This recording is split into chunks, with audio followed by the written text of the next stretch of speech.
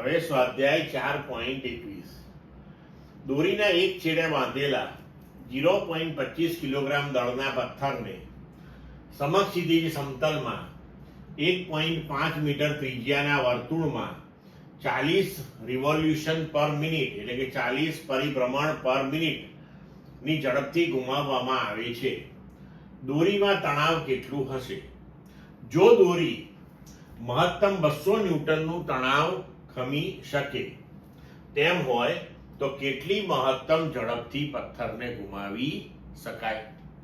હવે જુઓ, અહીંયા આપણને કોણીય ઝડપ ઓમેગા બરાબર 40 પરિભ્રમણ પર મિનિટ આપી છે.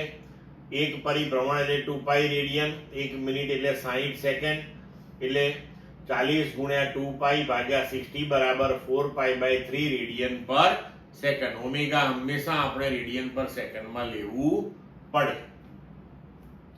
હવે v બરાબર પાછું r ઓમેગા. r એટલે 1.5 મીટર ત્રિજ્યાના વર્તુળ માર્ગે ગતિ કરે છે, તો 1.5 ગુણ્યા ઓમેગા એટલે 4π/3 બરાબર 2π મીટર પર સેકન્ડ. હવે જુઓ કે જ્યારે પથ્થર આવી રીતે વર્તુળ માર્ગે ગતિ કરતો હોય ત્યારે જરૂરી કેન્દ્રગામી બળ જે છે એ કોણ પૂરું પાડશે? તો દોરીમાં ઉદ્ભવતું તણાવ બળ.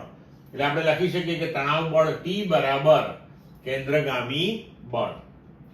તો T બરાબર mv²/r. હવે m 0.25 ગુણ્યા v 2π નો વર્ગ ભાગ્યા r 1.5 એટલે આનો જવાબ મળશે આપણને 6.57 ન્યૂટન. હવે આપણે જેમ જેમ વેગ વધારતા જઈશું એમ દોરીમાંનું તણાવ પણ વધતું જશે. હવે આપણને કહ્યું છે કે જો દોરી મહત્તમ 200 ન્યૂટનનું તણાવ ખમી શકે એમ હોય તો તેને અનુરૂપ કેટલા મહત્તમ વેગથી આપણે એને ભ્રમણ કરાવી શકીએ? તો હવે આપણે સૂત્ર આ જ વાપરીશું, પણ ટી મેક્સિમમ આપણને 200 ન્યૂટન આપ્યું છે, તેને આનુષંગિક આપણે વી મેક્સિમમ શોધવાનું છે. તો આપણે લખી શકીએ કે ટી મેક્સિમમ બરાબર વી મેક્સિમમ સ્ક્વેર/r. હવે અહીં આપણે વી મેક્સિમમ સ્ક્વેર બરાબર ટી મેક્સિમમ r/m લખી શકીએ. તો વી મેક્સિમમ બરાબર √ ટી મેક્સિમમ * r ભાગ્યા m. હવે મૂલ્યો મૂકી દઈએ આપણે.